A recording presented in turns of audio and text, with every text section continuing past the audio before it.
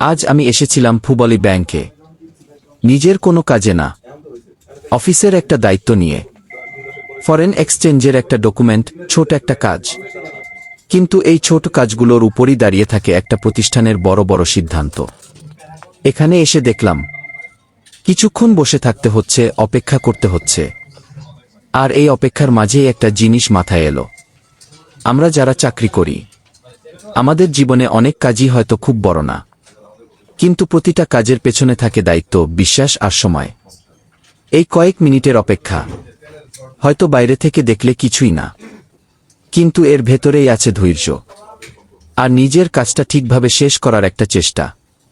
জীবন আসলে এমনই, সবসময় দৌড় না, কখনো কখনো থেমেও থাকতে হয়, কিন্তু সেই থেমে থাকাটাও কাজেরই একটা অংশ।